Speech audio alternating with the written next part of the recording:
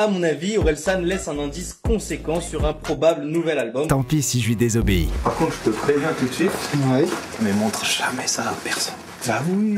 Vendredi à 10 h, on sort la précommande de Civilisation.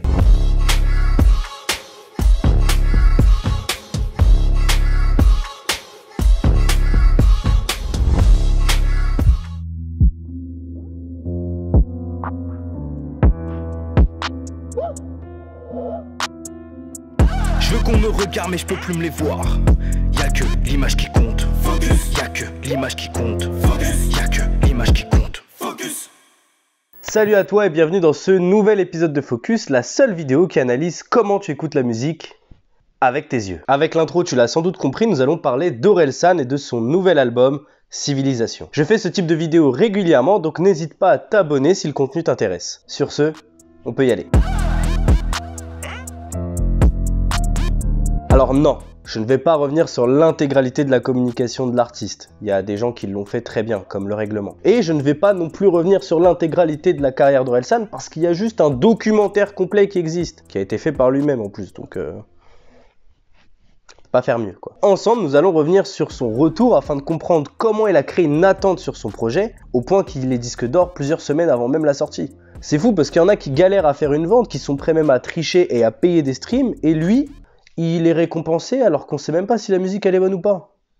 C'est fou. Et pour moi, ce retour d'Orelsan s'est fait en plusieurs étapes. Et la première, c'était son featuring avec Ninho.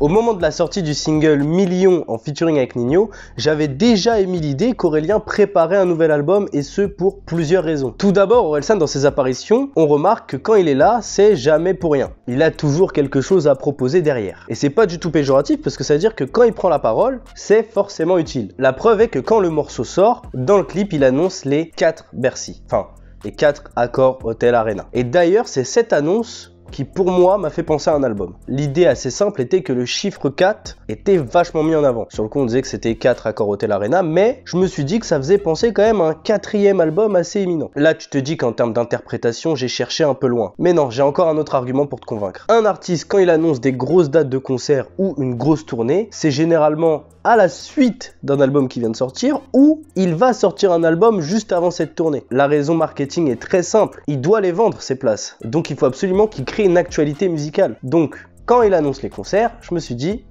forcément il y allait avoir un album. Mais ce qui est fort avec Orelsan, c'est qu'il a réussi à me foutre un peu le doute. Parce que son actualité, elle n'était pas autour d'un album, mais autour d'un documentaire. Quelques temps après la sortie du single Million, qui est déjà vachement en rotation sur les radios et sur les plateformes, etc. Je crois qu'il est single de platine d'ailleurs. Il décide d'annoncer la sortie d'un documentaire sur Amazon Prime qui se nomme Ne montre jamais ça à personne. Ou Montre jamais ça. La négation.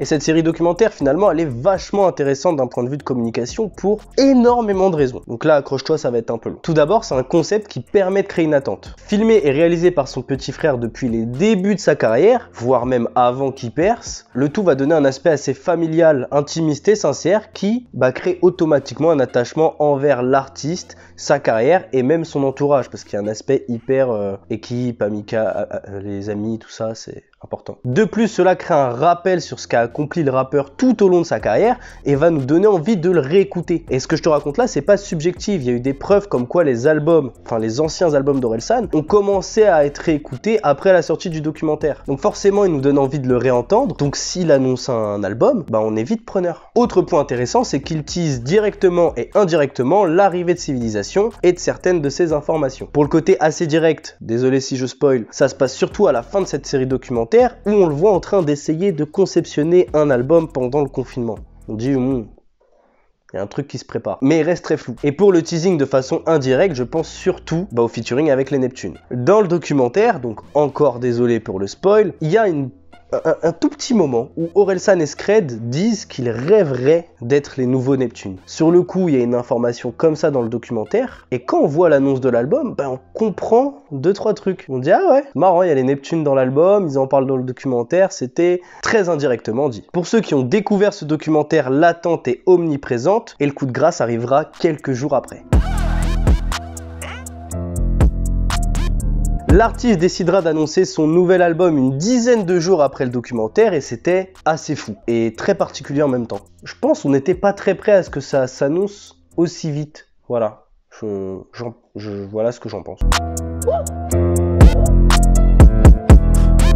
Mais la grosse valeur ajoutée avec cette annonce, c'est surtout le merchandising. Alors le merchandising, c'est produits dérivés, tout ça.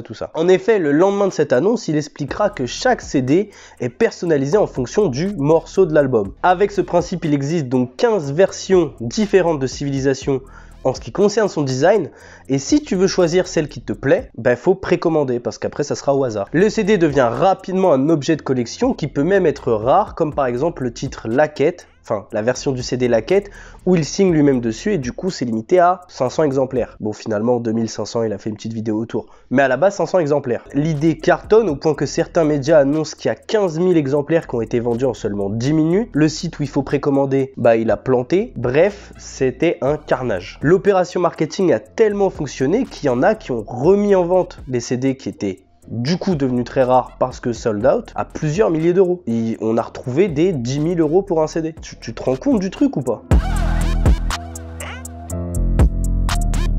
Orelsan a réussi à créer une attente en 4 mois seulement à l'aide du feat avec Ninho, de la tournée, du documentaire, au point que dès qu'il annonce Civilisation, c'est un raz-de-marée instantané. Mais la force d'Orelsan, c'est qu'il ne s'est pas arrêté là. Comme je l'expliquais tout au long de la vidéo, il y avait déjà une attente. Donc au pire, il aurait pu juste annoncer l'album, sortir un single pour la promotion et faire un pack de luxe avec un t-shirt et le tour était déjà joué. Sauf qu'en vérité, il comprend les enjeux marketing autour des CD en les personnalisant et de ce fait, il multiplie par 15 les ventes qu'il aurait pu faire de base. C'est énorme. Et c'est à l'aide de tous ces éléments que sans sortir un seul single, Orelsan est quasiment disque d'or avant même la sortie de son album. Est-ce que l'album est bon ou pas?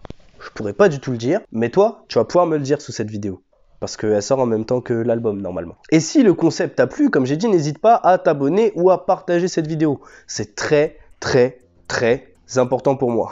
Sur ce, à bientôt pour un prochain épisode de Focus.